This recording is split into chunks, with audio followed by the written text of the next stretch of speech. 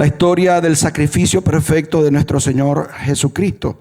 Y vamos rápidamente a tener la lectura. Si me acompaña el Evangelio de Lucas, capítulo 23, versículo 34, encontramos la primera de las últimas 7 palabras que nuestro Señor Jesucristo pronunció en la cruz del Calvario cuando estaba siendo crucificado, junto antes de entregar su vida y morir. Leemos en el nombre del Padre, del Hijo y del Espíritu Santo. Lucas 23, 34 dice: y Jesús decía: Padre, perdónalos, porque no saben lo que hacen.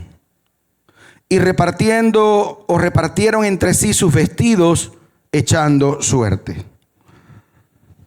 Demos la gloria al Señor en esta noche. Una de las cosas que más me sorprende es ver en cada una de estas 7 palabras, pero en específico esta primera que me toca desarrollar, es el corazón de nuestro Señor Jesús, el corazón, el carácter tan tremendo de nuestro Señor Jesús, como en su momento de mayor agonía, como en su momento de mayor dolor, de mayor sufrimiento.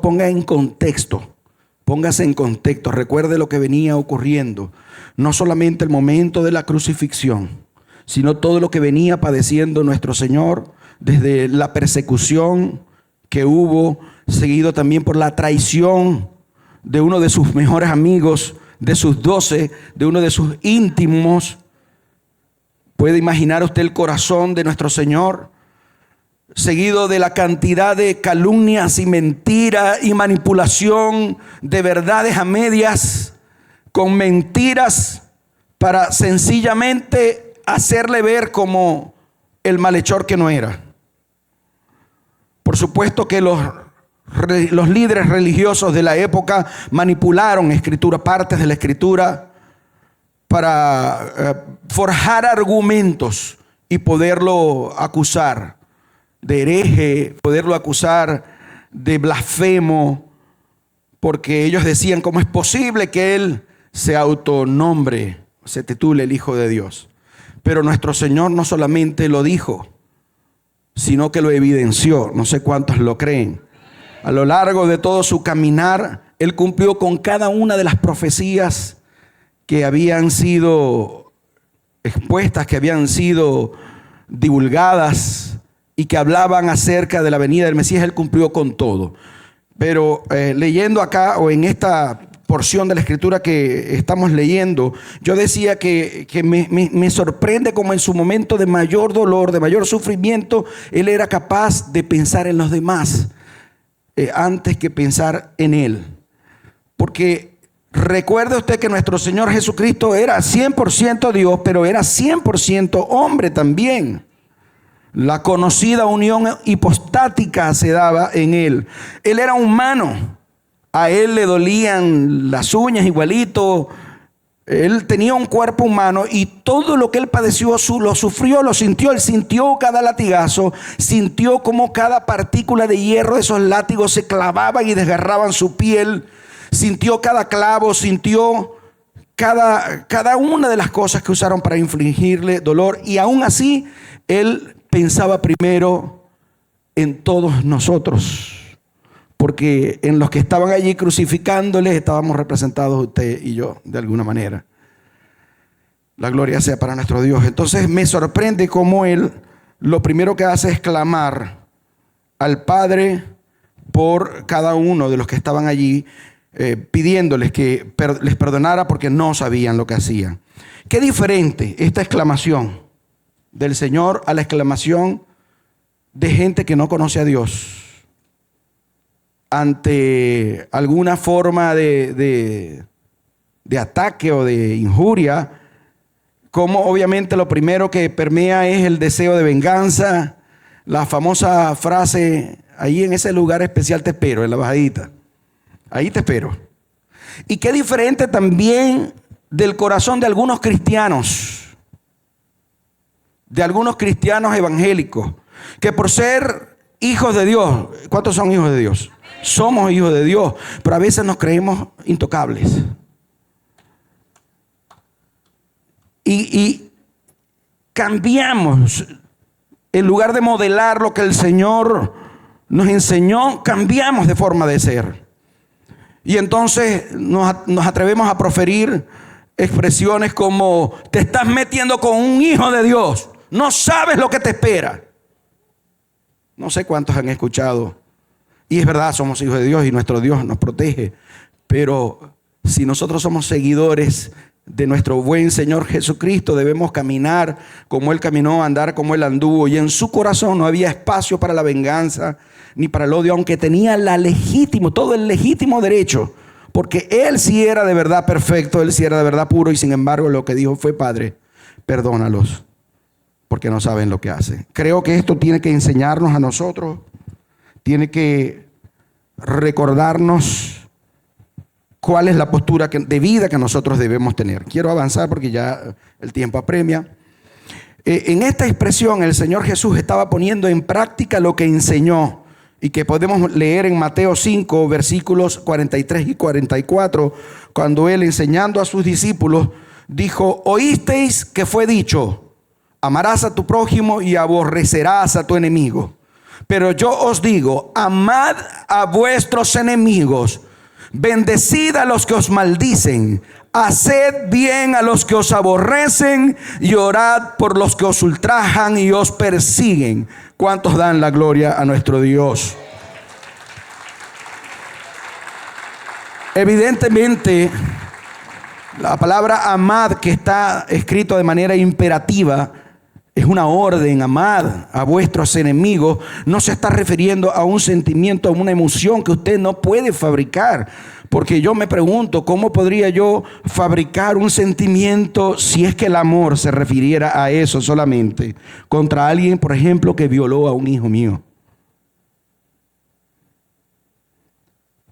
Evidentemente el amor del que habla el Señor es un amor como el que Él modeló. Un amor sacrificial, un amor que se basa en actos de sacrificio, donde yo pongo el interés del otro por encima de los míos, donde mi propuesta de vida es ayudar, es bendecir, es aliviar la carga del otro. A eso se refería nuestro Señor cuando en un mandato nos dijo: amad a vuestros enemigos. Y precisamente esto Él lo estaba cumpliendo.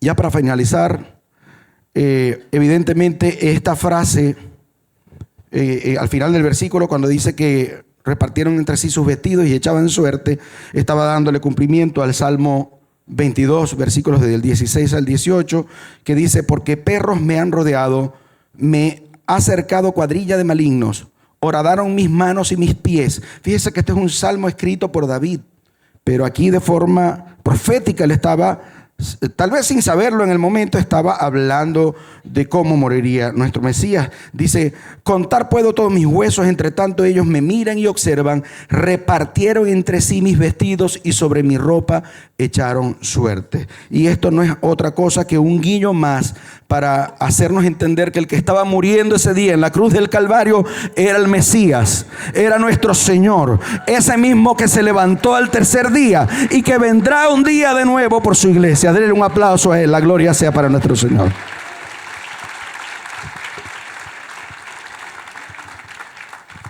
Gloria a Dios, gloria a Dios. Denle un fuerte aplauso, mucho mayor, a nuestro Señor y Salvador Jesucristo. Para la gloria de Dios, iglesia. Primeramente, Dios continúe bendiciendo sus vidas grande y poderosamente.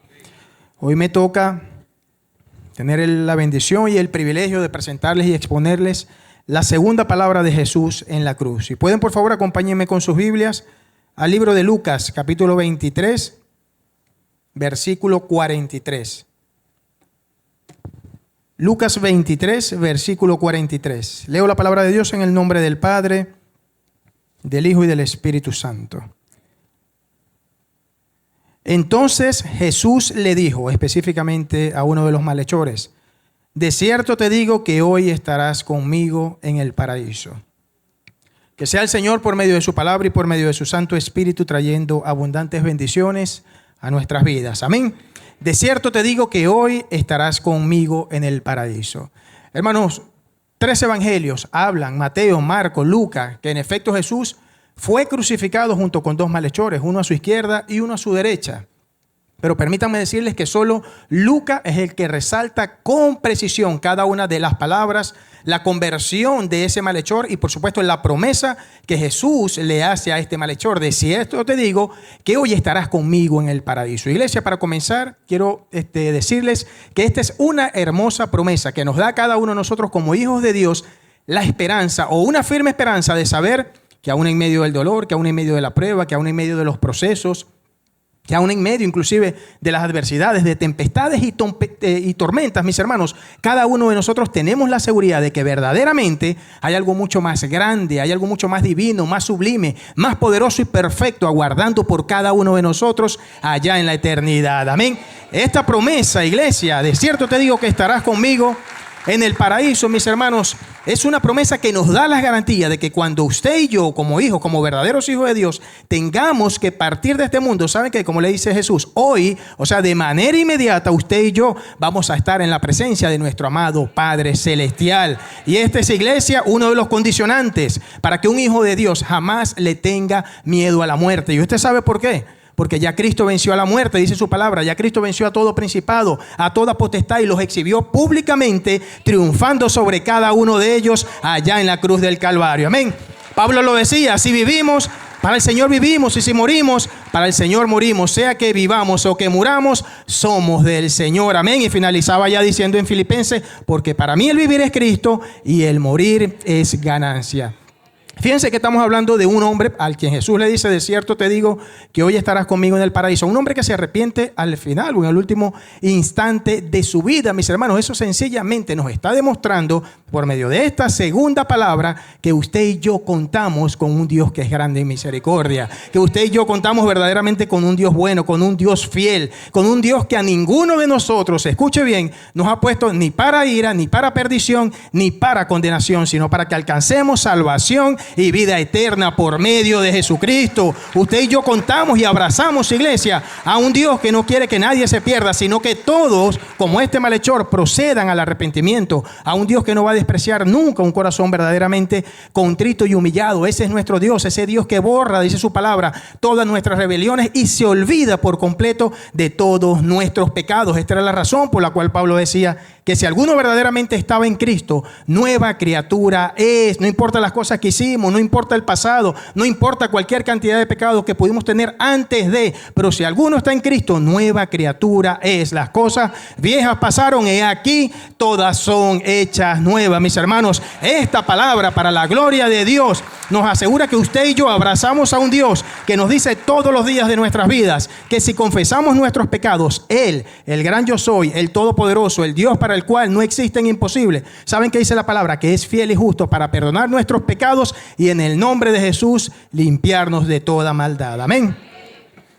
Esta segunda palabra, mis hermanos, también nos confirma, pero de alguna u otra manera quizás la palabra nos recuerda con precisión, mis hermanos, que nuestra fe es lo que nos hace salvo, porque por gracia soy salvo por medio de la fe. Y esto no es de vosotros, es un don de Dios, y lo aclara, no por obras, para que nadie se gloríe. Que si confesares con tu boca que Jesús es el Señor y creyeres en tu corazón, dice la palabra de Dios, que Dios le levantó de los muertos, serás salvo, porque con el corazón se cree para justicia, pero con la boca se confiesa para salvación. Esto fue lo que hizo este malhechor, ese ladrón que finalmente se arrepintió. Él no le pidió a Jesús que lo bajara de la cruz, no le pidió a Jesús que le quitara ese dolor, esa agonía, ese sufrimiento. Mis hermanos, cuando él le dice a Jesús, que es el versículo anterior, acuérdate de mí cuando vengas en tu reino, directamente estaba reconociendo y confesando que el que estaba ahí era el Cristo, que el que estaba allí verdaderamente era el Mesías y era el Hijo de Dios, y por eso Jesús lo perdona en esa cruz y le dice,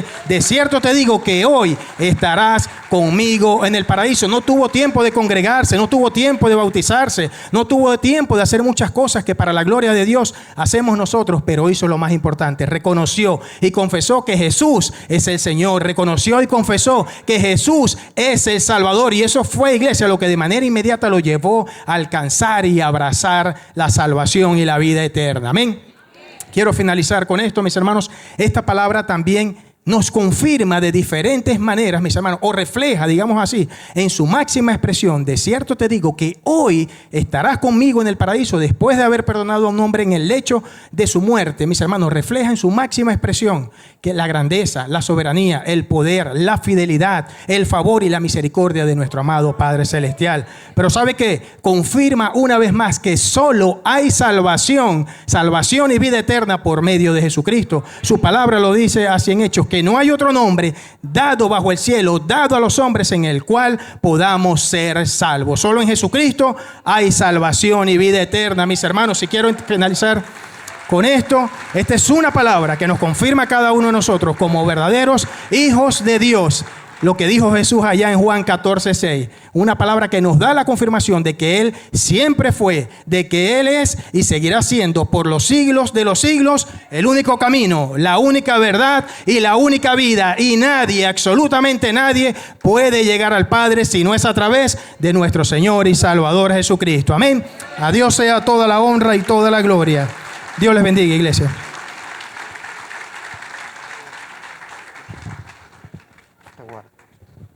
Gloria a Dios. Y ese aplauso para el Señor, que se oiga en los cielos.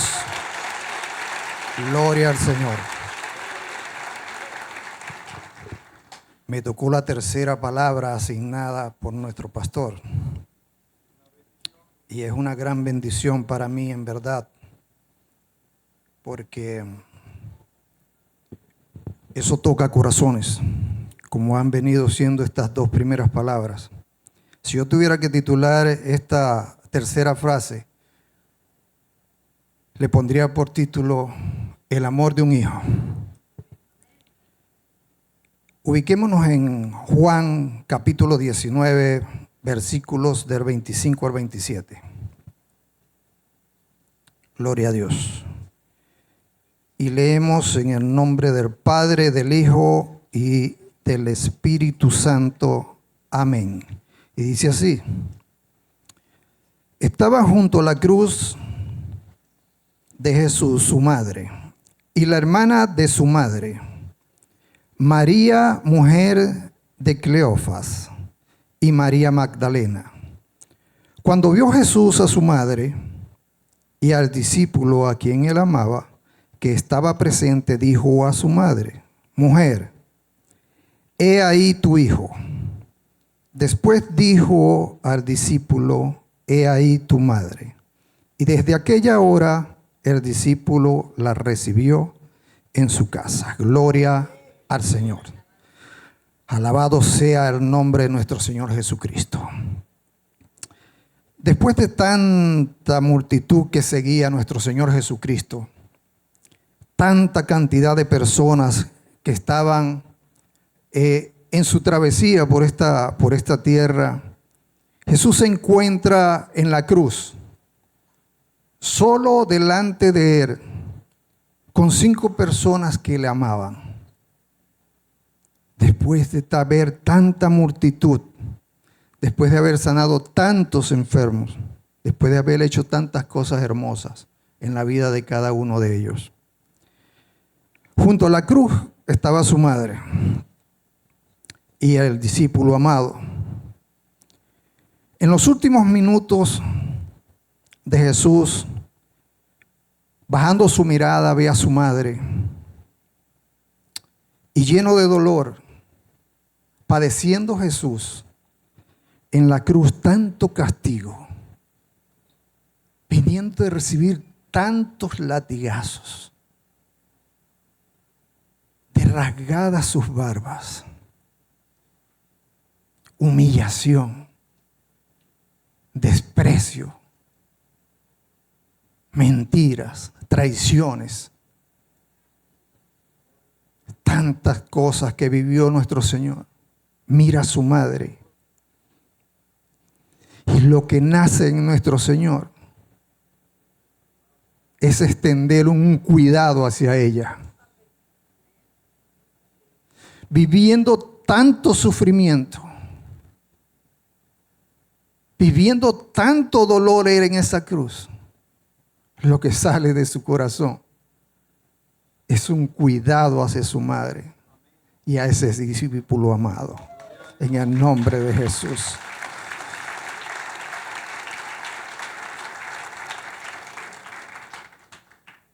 Es difícil este tipo de situaciones, pero en medio de dolor, nosotros tenemos que bendecir a otras personas. Estudiosos de la Biblia, porque tal vez nos preguntamos, ¿dónde estaba José? Estudiosos de la Biblia llegan a deducir que ya José, el esposo de María, había muerto, había fallecido ya. Por eso no estaba ante esa cruz, en el nombre de Jesús. Pero aún así, sabiendo lo que podía suceder a estas 5 personas que estaban allí, allí estaban, gracias. No importaba qué sucedía, no importaba qué iba a pasar, pero allí estaban, ahí estaba el discípulo amado, que peligraba el discípulo amado, peligraba, estaba ahí y era su vida la que estaba allí también, peligrando no fueran a hacer lo mismo que le estaban haciendo a su maestro, a su mentor, a aquel que un día lo llamó. Y desde aquella hora ese discípulo dice la palabra, después de dar la tercera palabra, madre, he ahí tu hijo, hijo, es ahí tu madre. El discípulo la recibió en su casa. Hay algo que no puedo dejar de destacar. Y es que nuestro Señor Jesús está en la cruz sufriendo un gran dolor, pero todavía así, con esa mirada, con ese amor hacia su madre, no la quiere ver sufrir. Da y encomienda ese cuidado a ese hijo, porque era como su hijo en verdad. Era aquel discípulo que él había estado cerca de él, lo había acobijado en su pecho. Y gastando las pocas fuerzas que tenía, aún hasta para respirar, lo que hizo fue bendecir a su madre. Bendecir con un cuidado. Y esa bendición tenemos que buscarla nosotros en el día a día. No ponernos a padecer y a enfrascarnos en lo que nosotros estemos viviendo, sino ver al otro que está sufriendo. Y si podemos dar en momentos de angustia, demos y ayudemos, porque eso es lo que nos pide nuestro Señor. Aún en medio de nuestras grandes aflicciones, como la experimentó María, su madre, y Juan, o las que puedas estar viviendo hoy y tú en este momento, y yo mismo, tenemos que seguir con la esperanza viva que Jesús nos ha dado. Él dio todo para que hoy podamos decir con toda certeza, Jesús cuida de mí. Gloria a Dios. Santo es el Señor.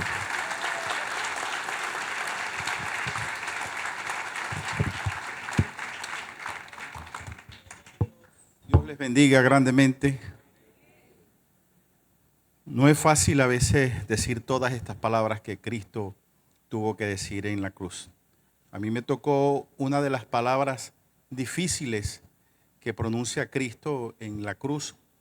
La podemos encontrar en Mateo 27, del 45 al 46. Y dice, alrededor de la hora novena, Jesús exclamó a gran voz, diciendo, Elí, Elí, lema sabactani. Esto quiere decir, Dios mío, ¿por qué me has abandonado? Y muchas veces al día de hoy preguntamos, Señor, Dios mío, ¿por qué me has abandonado? Sin embargo, evidentemente los que rodeaban a Jesús en su agonizante grito, Cristo en ese momento saca de lo profundo de su alma y grita, Dios mío, ¿por qué me has abandonado? Pero lo que Jesús en realidad decía era recitar el Salmo 22, cuando David decía, Dios mío, ¿por qué me has abandonado? ¿Por qué estás tan lejos de mi salvación y de las palabras de mi clamor? Dios mío, de día clamo y no respondes. De noche, pero no hay para mí un reposo. vemos a un Cristo y aquí vemos nosotros claramente que a las 12 del día, de 12 a 3 de la tarde, todo se hace una penumbra, y en ese dolor de nuestro Señor Jesucristo lanza un suspiro, un grito, como un último aliento, preguntando al Padre. El grito de muerte que lleva a Jesús, un tono de desesperación. De hecho, la palabra que usa Mateo es anaboa, que quiere decir gritar o lanzar un alarido en voz alta. Realmente Jesús lanzó su grito de muerte en arameo, el idioma de su juventud. Tal vez algunos de los romanos o de las personas que estaban allí malinterpretaron este hecho. Jesús echó mano del apasionado ruego de David y lo hizo suyo. Se apropió de esas palabras misteriosas que se han convertido en una expresión ante el cual debemos postrarnos con reverencia y a la vez debemos tratar de comprenderlas, porque muchas veces nosotros tenemos que tratar de comprender a ese Dios que nos ama. Dios es bueno, es justo, y como dice la canción, amados, la misericordia de Dios nos va a perseguir a nosotros desde siempre hasta el último aliento de vida que nosotros tengamos. La misericordia de Dios estará presente. Si observamos con cuidado las palabras de Jesús en este momento, notamos quizás algo que llama la atención. Jesús en este momento no llama, aun cuando está recitando el Salmo, no llama al Señor Padre, sino que le llama Dios, Dios mío. Más bien, cuando surge ese hecho, pareciese que hubiese un rompimiento entre Jesús y el Padre, aunque había existido unidos eternamente. Muchas veces necesitamos entender, comprender, porque hay misterios que son de Dios y son guardados, revelados para Él y serán revelados para nosotros en algún tiempo. Por primera vez se siente a ese Jesús que vivió en esta tierra como una separación del Padre. Su Hijo en este momento, en el que más necesitaba fuerzas y respaldo. Dos pasajes que son muy importantes, uno en el Antiguo Testamento y otro en el Nuevo Testamento, nos proveen la respuesta. En el Salmo 22 proclama la absoluta santidad y majestad de Dios. Sin embargo, tú eres santo que habitas entre las alabanzas de Israel. Puesto que Dios es santo, y muchas veces en esta iglesia, fundamentada en Cristo, hemos hablado de la santidad. Amados, tenemos un Dios que es santo y como tal necesitamos guardarnos en santidad. Puesto que Dios es santo, no puede mirar al pecado. Así que cuando Cristo tomó en la cruz sobre sí los pecados del mundo, Dios, diríamos, le dio la espalda. Realmente tenemos un Dios que no puede comulgar con el pecado. Hay muchas cosas que son de misterio para nosotros. ¿Cómo podría ser esto? ¿Cómo Dios puede separarse de su Hijo en ese momento? Pero si hablamos de la santidad, del pecado, realmente el apóstol Pablo lo explica en el glorioso misterio de la expiación sustitutiva por nuestros pecados. Cristo murió en la cruz por nuestros pecados. Cristo sufrió tu dolor, mi dolor, tu angustia, tu desesperación, tu falta, tu falla. Las llevó allí en esa cruz. ¿Para qué? Para que mañana nosotros podamos decir, Dios está conmigo, Dios está a mi lado, porque Dios no te va a abandonar. Dios nunca nos va a abandonar. Dios está a nuestro lado. Dios jamás nos va a dar la espalda. Cristo soportó esa separación de su Padre que lo llevó a la agonía para que nosotros jamás tengamos que soportarla. Gloria a Dios. Alabado y glorificado sea el nombre de Dios. Somos frutos de esa aflicción del Señor. La quinta palabra o la quinta frase de Cristo en la cruz. Tengo sed. Juan 19:28 dice la Escritura. Después de esto, sabiendo Jesús que todo se había consumado, para que se cumpliera la Escritura, dijo, tengo sed. La sed de nuestro Señor Jesús mostraba su naturaleza humana. Es importante que nosotros entendamos que el Cristo que murió en la cruz, el Jesús que murió en la cruz, era humano. Era como usted y como yo. Que no fue el Dios todopoderoso. En esa unión hipostática que Él es 100% Dios, 100% hombre. No era el Dios todopoderoso que moría en la cruz. Era el Cristo humano. Era el Cristo al que le era imposible bajarse de la cruz. Al Cristo que mencionó el ladrón, le dijo, si tú eres hijo de Dios, bájate de esa cruz y bájanos a nosotros. No era el que estaba muriendo, era el humano. Y ese Cristo humano tuvo sed. En todo ese proceso que la gente vive, en medio del estrés, de la angustia, de la ansiedad que genera alguna situación emocional, no pasa comida. A veces un sorbito de agua. Predicando en los tribunales a los que están detenidos, que van a presentar, que es la primera vez que caen, conseguimos gente llorando. No le pasa la comida. Un vasito de agua nada más. Tienen sed. La sed es una de las necesidades básicas del ser humano. Necesitamos el agua para vivir.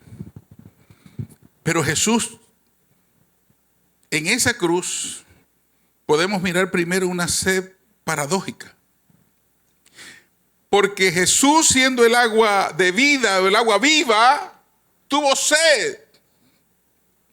Ese Jesús que le dijo a los seguidores, el que cree en mí, como dice la Escritura, de su interior correrán ríos de agua viva, tenía sed. O sea, es lo contrario.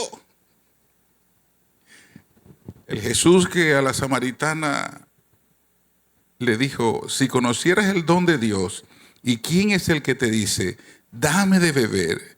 Tú le pedirías y Él te daría.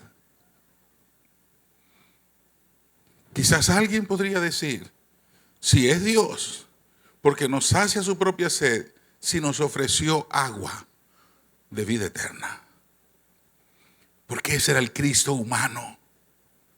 Ese era el Cristo que sufría como usted y como yo.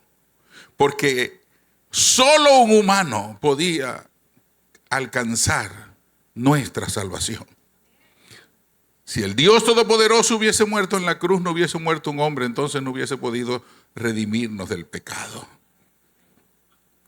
Luego, miramos que Jesús tuvo también una sed profética. El texto que leímos dice, cuando ya él sabía que todo se había consumado, dijo, tengo sed, para que se cumpliese la Escritura. El Salmo 69:20 dice, el escarnio ha quebrantado mi corazón y estoy acongojado. Esperé quien se compadeciese de mí y no lo hubo. Y consoladores y ninguno hallé.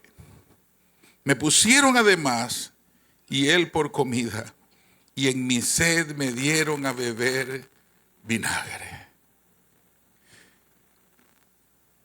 Exclamó cuando estaba consumado todo, tengo sed. Porque esta palabra se tenía que cumplir. Pero más que porque el Jesús humano tenía sed, es porque él estaba en esta condición. Su estado emocional era terrible. Tenía el corazón quebrantado. Estaba acongojado. Esperaba a quien se compadeciese de él. Esperaba a quien lo consolase. y no hubo.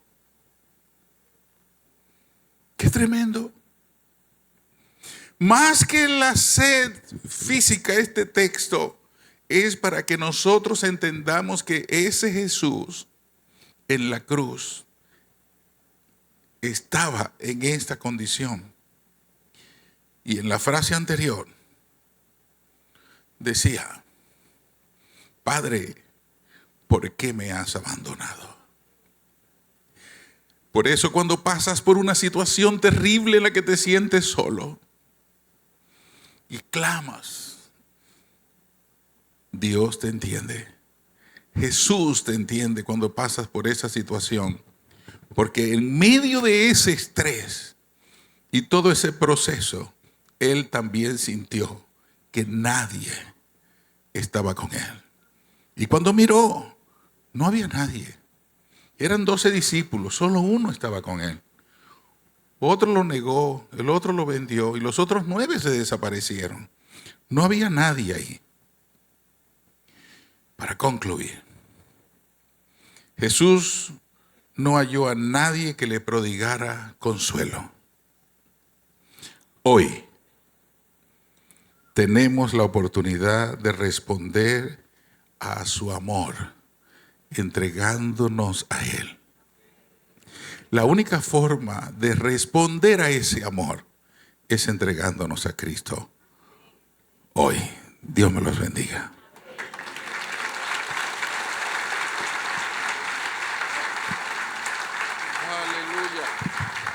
Gloria sea su nombre. A su nombre sea la gloria. Apláudale con gozo a Jesús.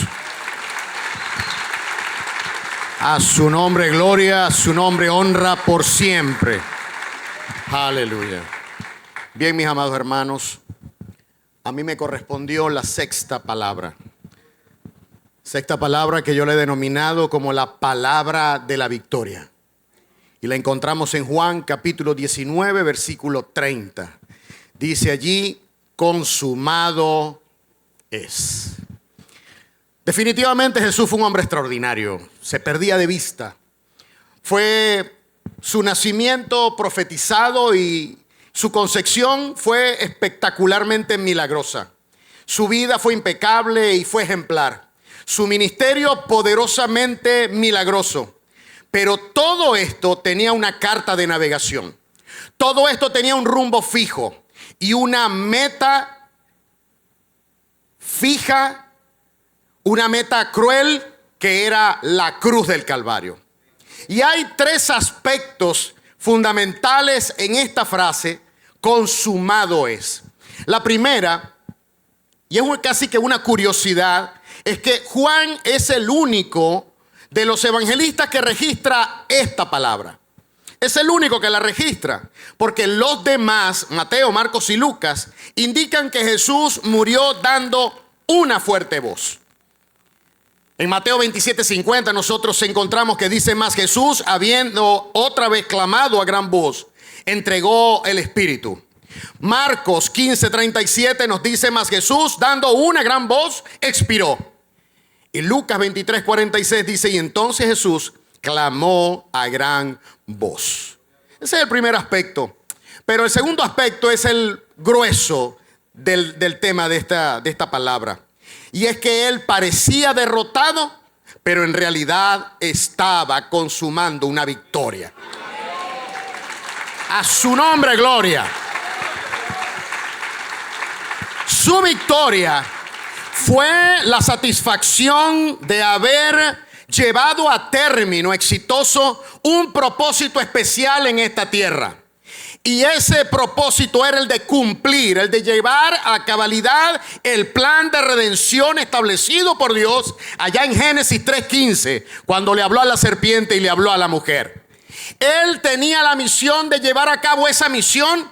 Él era aquella simiente que le iba a estrujar la cabeza a esa serpiente. Y aquí con esta palabra, Él lo cumplió.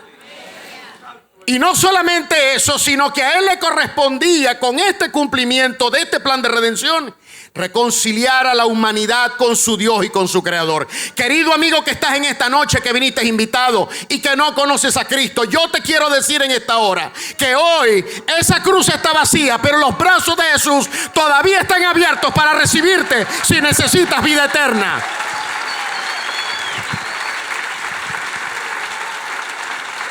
A su nombre, gloria. Jesús ejecutó a cabalidad todas las obras que el Padre le encomendó hacer. En Juan capítulo 17:4, cuando Él estaba a punto de ser entregado después de la Santa Cena, reunidos con sus discípulos en lo que se denomina la oración sacerdotal, la oración más profunda que podemos encontrar en la Biblia, la recitó Jesús allí. En el versículo 4 dice: Padre, yo te he glorificado en la tierra y he acabado la obra que me diste que hiciese. Él predicó el reino. Él enseñó la ley en su verdadera dimensión. Jesús sanó toda clase de enfermedades, liberó a los oprimidos por el diablo, hizo milagros y dio ejemplo de amor y de misericordia. Además de eso, Jesús hizo el sacrificio perfecto, siendo el sumo sacerdote ideal, y al mismo tiempo se convirtió en el Cordero único e impecable, sobre el cual Dios cargó todo nuestro pecado, toda nuestra maldición y todas nuestras enfermedades. Y ya lo decía Isaías 700 años antes decía: mas Él herido fue por nuestras rebeliones, molido por nuestros pecados, el castigo de nuestra paz fue sobre Él, y por su llaga fuimos nosotros curados. Todos nosotros nos descarriamos como ovejas, cada cual se apartó por su camino, mas Jehová cargó en Él el pecado de todos nosotros. Angustiado Él y afligido, no abrió su boca. Como cordero fue llevado al matadero, y como oveja delante de sus trasquiladores se enmudeció y no abrió su boca. A su nombre sea la gloria. Siendo inocente, en esa cruz Jesús tomó tu lugar y mi lugar, recibiendo todo el peso del juicio divino por nuestro pecado. Como lo decía el pastor al principio, nosotros éramos los que teníamos que estar ahí. Nosotros éramos quienes tenían que estar recibiendo esos latigazos. Y cuando Jesús entonces recibe en ese momento intensamente toda la ira de Dios, selló legalmente nuestra liberación de la condenación eterna. Colosenses 2, 13 y 14 dice: y Él os dio vida juntamente con Cristo, perdonándoos todos los pecados, anulando el acta de los decretos que había contra nosotros, que nos era contraria, quitándola del medio y clavándola en la cruz. A su nombre sea la gloria. La palabra del triunfo. Y con ese juicio divino nosotros fuimos justificados. Romanos capítulo 5 versículo 8 y 9 dice: mas Dios muestra su amor para con nosotros, en que siendo aún pecadores, Cristo murió por nosotros. Pues mucho más, estando ya justificados en su sangre, por Él seremos salvos de la ira. A su nombre gloria. Él derrotó al príncipe de este mundo, quebrando definitivamente su poder, al quitarle legalmente el derecho a subyugarnos por medio de las tentaciones y el pecado. En Hebreos 2, 14 y 15 dice: así que por cuanto los hijos participaron de carne y sangre, Él también participó de lo mismo, para destruir por medio de la muerte al que tiene el imperio de la muerte, esto es, al diablo, y librar a todos los que por el temor de la muerte estaban durante toda la vida sujetos a servidumbre. Derrotó al príncipe de las tinieblas. No tenemos que tenerle temor. Si estamos sometidos a Dios, Él tiene que huir. Él es el que está en desventaja. A su nombre gloria. Y por último, con esto, Jesús despejó el camino al cielo. Él abrió el cerrojo, y ahora hay la esperanza viva de que cuando el que está en Cristo muere, inmediatamente se va con Él. Y si nosotros estamos vivos para su venida, seremos transformados, y nosotros juntamente con los que fallecieron y resucitan, recibiremos a Cristo en el aire. A su nombre gloria. Por último, la palabra consumado es. Consumado es la traducción de la frase griega tetelestai, que significa todo está completo, terminé mi labor. En aquel contexto, esa frase la utilizaba un pintor cuando terminaba de hacer el cuadro y simplemente le colocaba la firma: terminé mi obra. Cuando un escultor daba el último cincelazo a su escultura, decía: tetelestai, terminé, ya no tengo que hacer más nada. Esa era la expresión de un trabajador de una hacienda, por ejemplo, que le decían: ordéñame esas 10 vacas. Y cuando ordeñaba la última decía: tetelestai, terminé. Algunas horas antes de ser decapitado, Pablo no dijo tetelestai, pero en la segunda carta a Timoteo, él dijo: he peleado la buena batalla, he acabado la carrera, he guardado la fe. Para lo que Pablo tenía que correr, él corrió. Pero Jesús sí dijo: consumado es tetelestai. Es decir, es como si él hubiera dicho: Padre, luego de 3 años y medio de ministerio, logré realizar lo que nos habíamos propuesto. Padre, completé mi misión. Padre, he realizado mi trabajo a cabalidad. Padre, he sido fiel a mi encomienda. Padre, he cumplido todas las profecías. Padre, ahora estoy muriendo por el pecado del hombre. Hice lo que tenía que hacer para poner paz entre ti y la humanidad.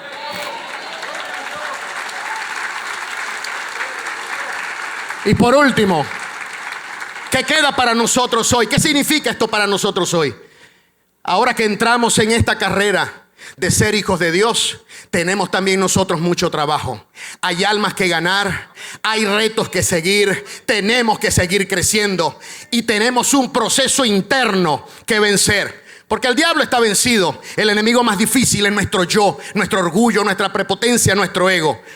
Es el proceso de santificación. Y Filipenses 1:6 nos dice a nosotros que la obra que Él comenzó, Él la va a perfeccionar hasta que Cristo venga. Así que su obra en nosotros no termina, sino hasta su segunda venida. La santificación no termina. No dejemos nunca de hacer bien. Y cuando hagamos las cosas con sentido de excelencia, tenemos que decir: siervos inútiles somos, porque lo que teníamos que hacer, eso fue lo que hicimos. A su nombre, gloria. Dios les bendiga. Gloria a Dios, santo el que vive, Él vive y reina, Él vive y reina, Él venció a la muerte, Él se sentó a la diestra del Dios Padre, Él fue glorificado. Padre, gracias por tu obra redentora en la cruz del Calvario. Alabado sea su nombre. Y la última palabra que nuestro amado Salvador, nuestro Señor Jesucristo, pronunció allí en la cruz, se encontramos en el Evangelio de Lucas, capítulo 23, verso 44.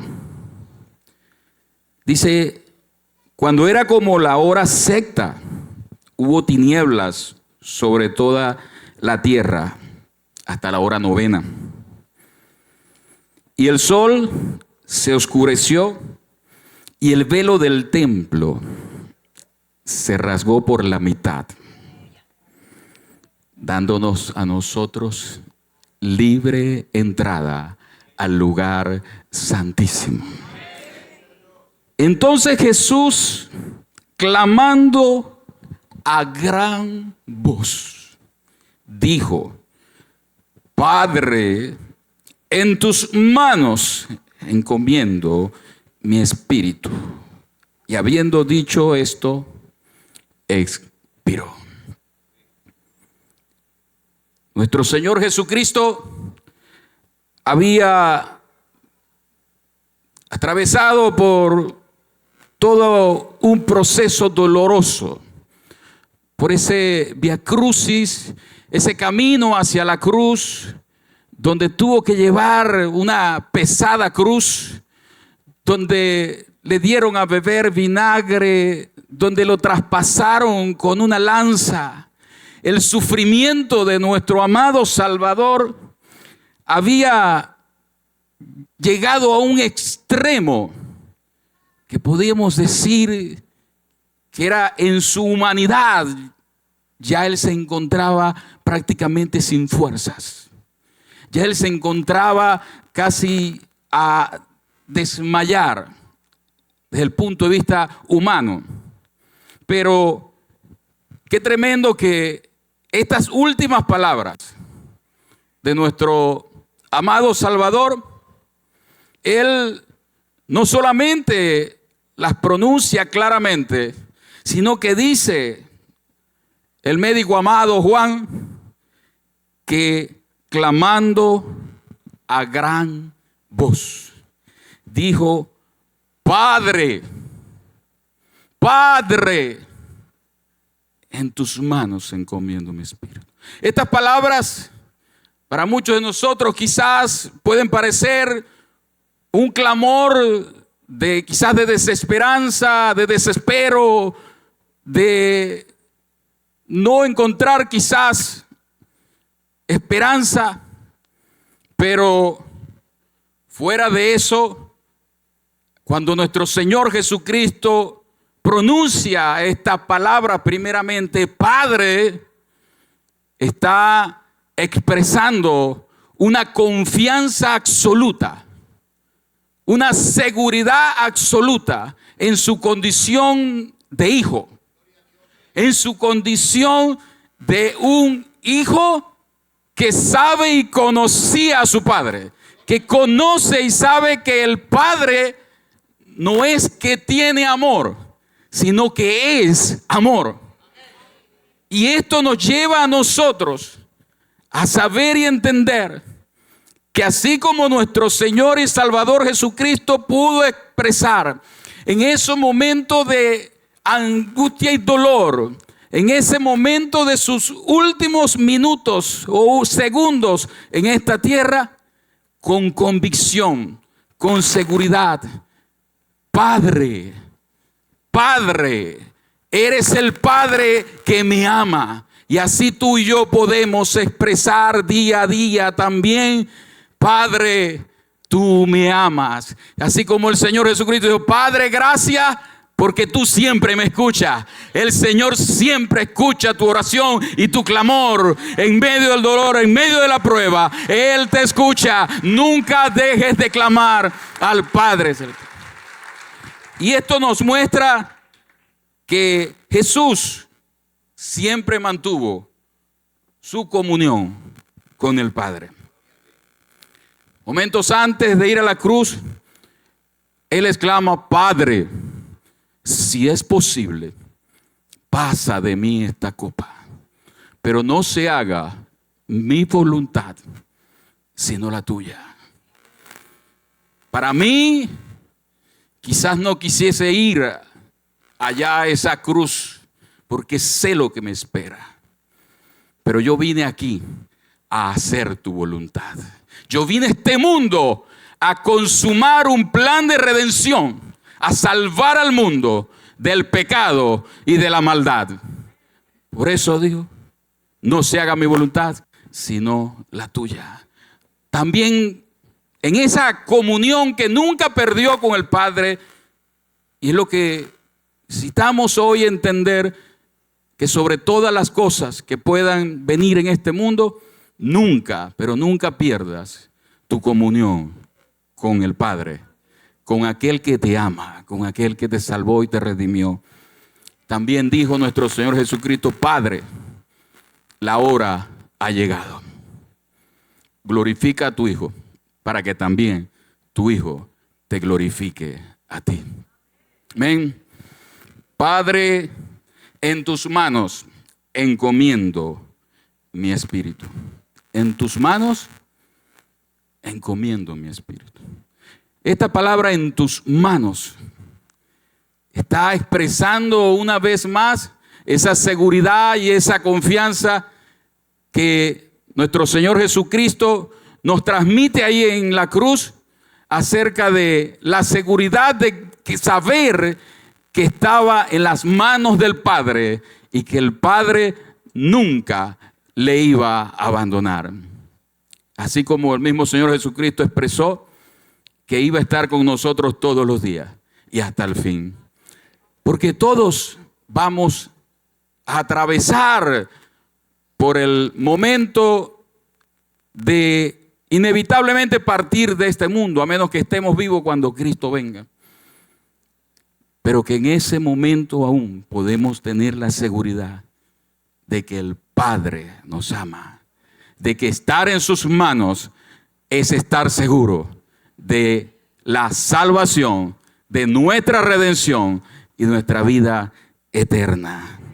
En tus manos encomiendo mi espíritu. Estas palabras quizás las había aprendido nuestro Señor y Salvador cuando era niño, ya que todo judío estaba acostumbrado a pronunciar estas palabras antes de acostarse para poder dormir con paz y tranquilidad. Y fueron pronunciadas por el salmista David en el Salmo 31, donde dijo: Padre, en tus manos encomiendo mi espíritu. Pero estaba nuestro Señor y Salvador de alguna manera confirmando esa palabra profética, porque Jesús en cada paso de su vida fue confirmando cada una de las cosas que se decían de él. Es inevitable que se pueda reconocer que él caminó en esta tierra como el Hijo de Dios y como el Mesías enviado por Dios a este mundo en propiciación por nuestros pecados. Era imposible no poderlo reconocer. En tus manos encomiendo mi espíritu. Y una de las cosas, para finalizar, que podemos ver acá también es que nuestro Señor y Salvador Jesucristo estaba poniendo su vida de una manera voluntaria. Él estaba entregando. Nadie me la quita, dijo el Señor, sino que yo mismo la pongo y yo mismo la vuelvo a tomar, porque tengo poder para ponerla y tengo poder para volverla a tomar. Y el que murió en la cruz se levantó victorioso, venció a la muerte y se sentó a la diestra del Dios Padre, para que tú y yo podamos tener vida juntamente con Él. Y así como Él resucitó de entre los muertos, nosotros también vendremos a resurrección para vida eterna. Amén. Gloria a Dios.